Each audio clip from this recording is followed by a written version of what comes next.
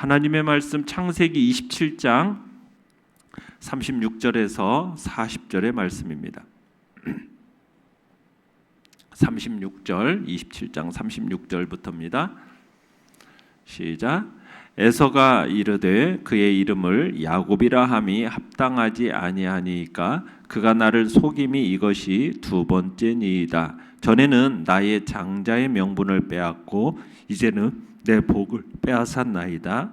또 이르되 아버지께서 나를 위하여 빌 복을 남기지 아니하셨나이까. 이삭이 에서에게 대답하여 이르되 내가 그를 너의 주로 세우고 그의 모든 형제를 내가 그에게 종으로 주었으며 곡식과 포도주를 그에게 주었으니 내 아들아 내가 네게 무엇을 할 수 있으랴.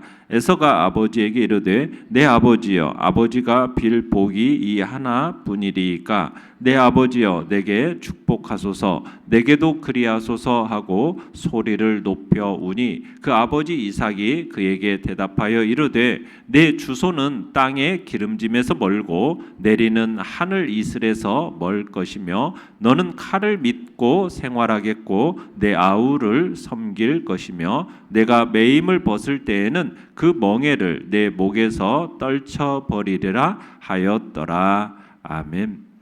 오늘 말씀의 제목은 하늘의 복을 받으려면 자신을 먼저 돌아보라 라는 제목으로 말씀을 나눕니다.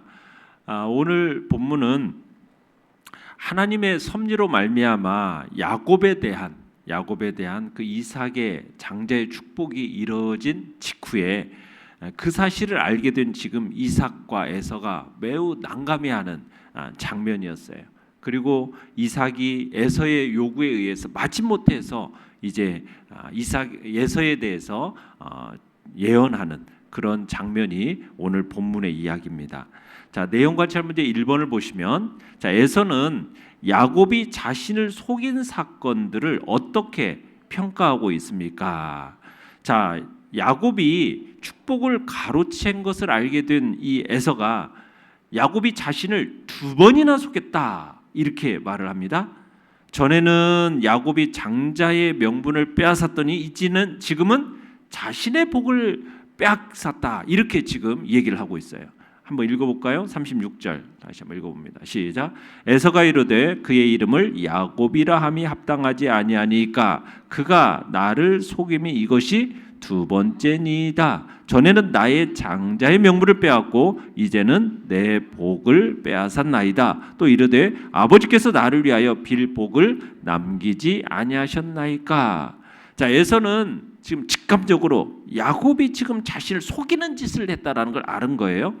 그래서 에서가 이제 동생의 이름이 왜 야곱인가 이걸 알게 되었다는 말을 덧붙이고 있습니다.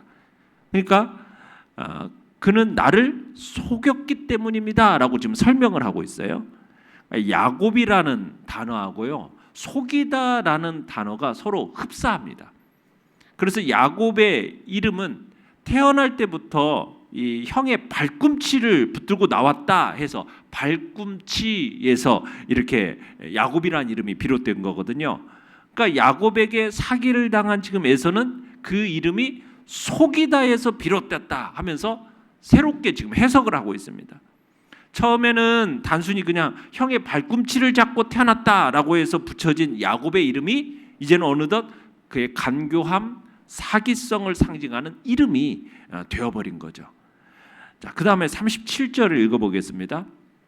37절 시작. 이삭이 에서에게 대답하여 이르되 내가 그를 너의 주로 세우고 그의 모든 형제를 내가 그에게 종으로 주었으며 곡식과 포도주를 그에게 주었으니 내 아들아 내가 네게 무엇을 할 수 있으랴. 자, 에서가 아무리 억울함을 호소하고 야곱이 원래 이런 놈이다라고 항변해도 이미 늦었어요. 이삭에게는 에서에게 빌어줄 복이 없었어요. 아버지에게 지금 울고 불고 매달려고 저에게도 복을 빌어달라고 애원하는데 에서에게 지금 이삭은 단지 야곱이 이미 그가 빌어준 대로 그냥 복받아 살게 될 거다 그냥 이렇게 선언하는 겁니다. 어떻게 보면 애원하는 에서를 냉정하게 따돌려요. 이런 이삭의 행동이 어떻게 보면 잘 이해가 되지 않아요. 아니 좀 이미 선포된 축복이 좀 잘못됐으면 그 축복을 무효화시킬 수 있고 새롭게 선언하면 되는 거 아닌가? 우리가 좀 그렇게 생각할 수 있잖아요. 근데 그렇지 않다라는 거예요. 어떤 정황에서 축복이 선포되더라도 그 축복은 결코 돌이킬 수가 없다라는 거예요. 한 번 선포된 축복, 이 선포한 자와 상관없이 이 자체가 어떤 효능과 어떤 유동을 지닌 존재로 이렇게 생각을 했다라는 거죠. 그러니까 에서도 지금 그렇게 인정을 하는 거죠. 아버지에게 이미 야곱에게 축복된 이 선포된 축복을 취소하라는 요구를 못 해요. 그러니까 에서는 지금 야곱이 사기를 쳤다, 이 사실을 알고도 아무런 응징을 하지 않는 이 아버지 이삭이 그냥 서운할 따름인 거예요.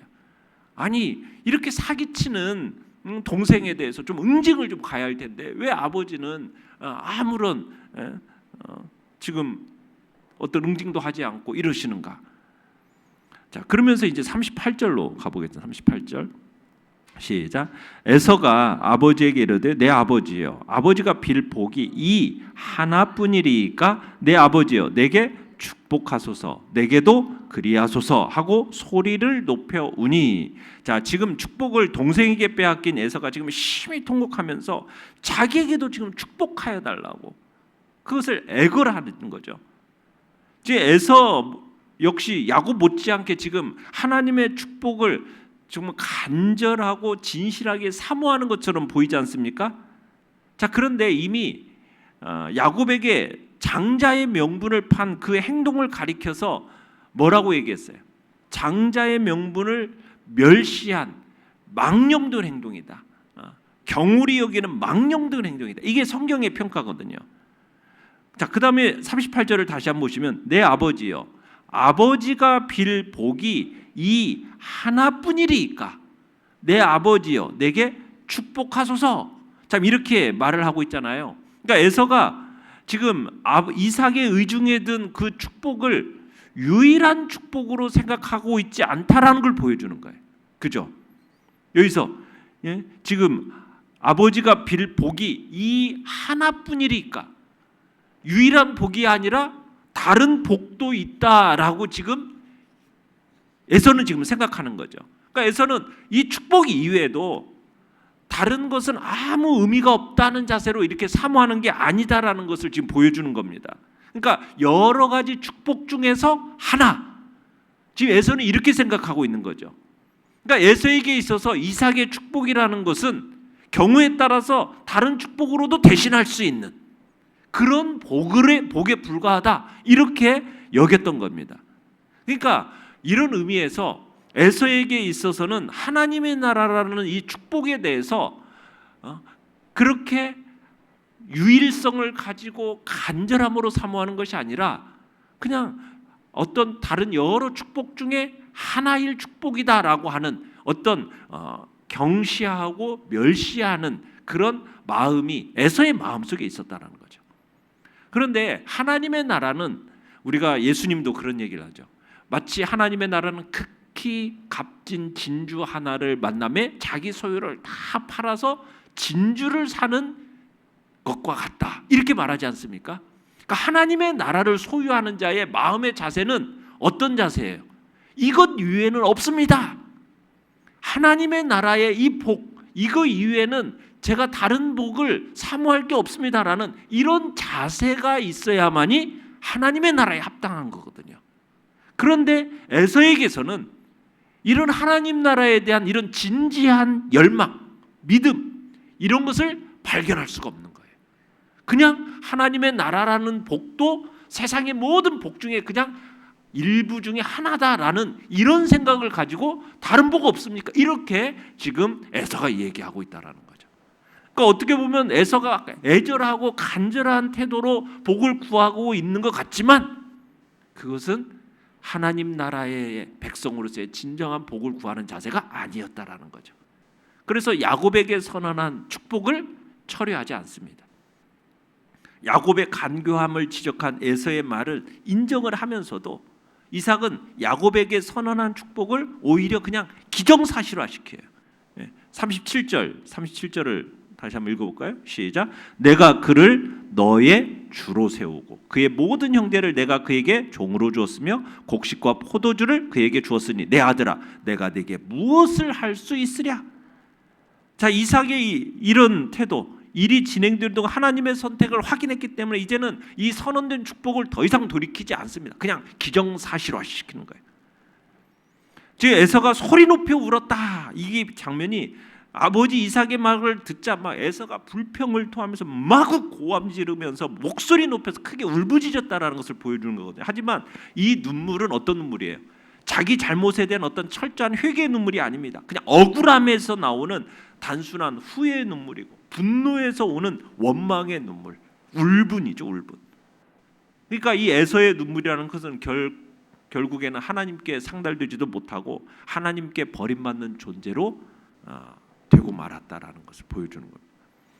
내용과 첨제 2번을 보시면, 자, 이삭은 복을 달라며 우는 에서에게 어떤 예언을 합니까? 39절로 40절 읽어보겠습니다. 시작. 그 아버지 이삭이 그에게 대답하여 이르되 내 주소는 땅의 기름짐에서 멀고 내리는 하늘에서 멀 것이며 너는 칼을 믿고 생활하겠고 내 아우를 섬길 것이며 내가 매임을 벗을 때에는 그 멍에를 내 목에서 떨쳐버리리라 하였더라. 자, 이삭이 에서에게 빌어준 복은요, 복이 아니라 저주에 거의 가깝습니다. 야곱에게 빌어준 복하고 반대되는 것들을 주는 거예요. 어떤 거예요? 기름지지도 않고 비도 잘 내리지도 않는 땅에서 칼에 의지하며 살게 될 거다라고 얘기하고, 칼을 의지하고 산다라는 것은 에서와 그의 자손들이 칼을 생계수단으로 해서 살아가게 될 거다라는 것을 예언하는 말이거든요. 그러니까 실제로 에서뿐만 아니라 에서의 후손들도요, 에돔 족속들은 험준한 천연 요새 세일산에 성곽 쌓고 적의 공격에 대비하면서 또 밖으로는 주변 나라들에 침략하고 일탈을 일삼으면서 살게 됩니다. 그리고 에서 또한 동생 야곱을 섬기게 될 거다. 에서가 애써 힘을 기르면 그때서야 비로소 동생의 지배에서 벗어나게 될 거다. 그러니까 이미 좋은 것들은 다 야곱에게 빌어줬으니까 이제는 그에게 에서에게는 저주밖에 빌어줄 수 없다라는 아버지 이삭의 말을 딱 들었을 때 에서는 어떤 생각이 들었겠어요? 이게 얼마나 자신이 크고 좋은 많은 것들을 빼앗겼는지를 느끼고서는 에서가 야곱을 죽이고 싶도록 미워하는 그런 마음이 들었을 것은 너무나도 당연하게 느껴지는 거죠. 자, 연구한 묵상 문제 3번입니다.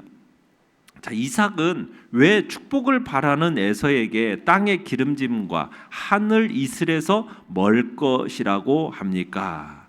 자, 에서는 육에 속한 자로서 하나님의 은혜를 가볍게 여겼기 때문에 땅의 기름짐과 하늘의 이슬로부터 멀어지게 된 겁니다. 그러니까 하나님 나라의 복을 사모하는 마음이 이 에서의 마음속에는 없었다라는 거예요. 하나님 나라의 축복 이외에는 다른 아무것도 없다라는 그 의미의 자세로 사모한 게 아니었어요.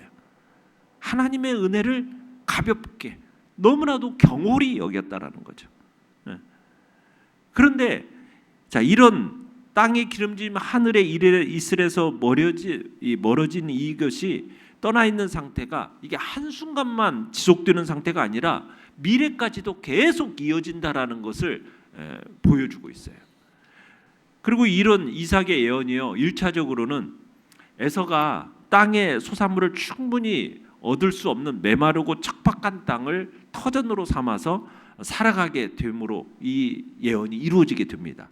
실제로 훗날 에서와 그의 자손들은 세일산이라는 곳에서 근거지로 삼아서 이제 에돔 왕국을 세우게 되는데, 이 에돔 땅은 이 팔레스타인 주변 지역에서도요 가장 거칠고 메마른 땅이에요.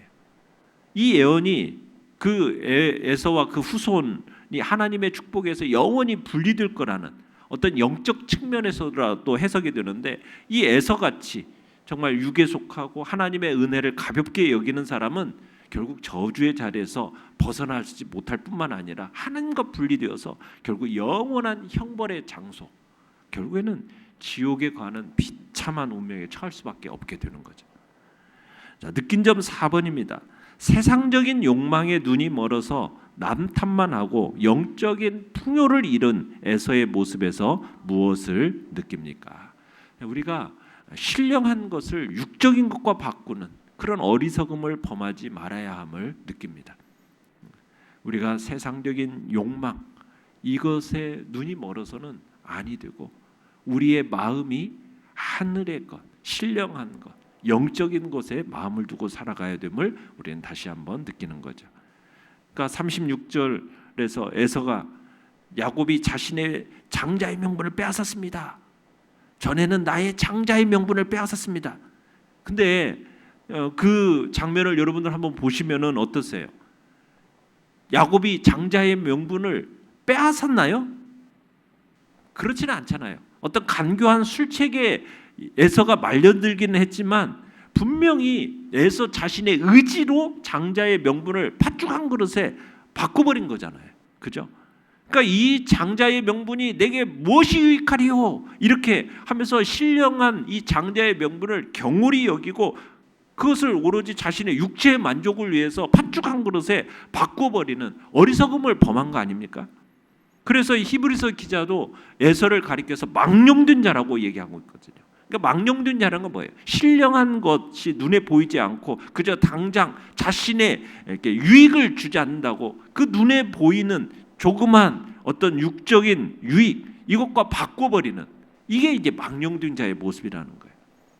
하지만 그 결과는 에서와 같이 하나님의 그 영원한 축복에서 제외되는 비운을 맛보게 되는 거죠. 하나님의 축복에서 제외된다는 것은 단순히 축복을 받지 못하는 정도를 얘기하는 게 아닙니다. 영원한 버려짐, 형벌 이게 들어있는 겁니다. 그래서 우리는 신령한 것을 육적인 것과 바꿔놓는 그런 어리석음을 범해서는 안 되겠습니다. 물질에 눈이 어두워서 소중한 신앙을 버리거나 주님께 드려야 할 경건의 시간을 육적인 쾌락을 위해서 소비해서는 안 되는 거죠. 우리는 신령한 것을 귀하게 여기시고 우리의 눈에 유익이나 만족에 따라서 살아가서는 안 되겠습니다. 신령한 것을 경홀히 여기고 세상적인 것과 우리의 이 육신적인 배를 신으로 섬기려고 하는 그런 자들은 언젠가는 다 하나님 앞에 버림받고 슬피 우는 그런 날을 맞이하게 된다는 사실을 우리가 잊지 말고 우리는 신령하고 영적인 것을 그것이 최고의 가치로 알고 주 예수보다 그 어떤 것도 바꿀 수 없다라는 그 믿음으로 우리의 삶을 살아야 됨을 다시 한번 결단하며 나가시길 바랍니다. 결단과 적용 5번입니다. 내 잘못을 돌아보기보다 다른 사람의 실수를 더 탓했던 적은 언제입니까? 세상의 풍요로운 삶보다 하나님 안에서 누리는 하늘의 복을 소망하며 살기 위해 무엇을 실천하겠습니까? 오늘도 참으로 다른 어떤 축복 이외에 하늘의 그 신령한 복을 최고의 가치로 여기고 영원한 하나님의 나라 다른 축복을 대신할 수 없는 유일의 축복으로 알면서 내가 그 영적인 복을 추구하며 살아가겠다 이런 결단이 우리 안에 있기를 간절히 바랍니다. 오늘의 기도 같이 읽겠습니다. 시작. 세상의 헛된 명예와 이익에 마음을 두지 않고 하나님의 뜻 안에서 참 만족을 누리게 하소서. 아멘.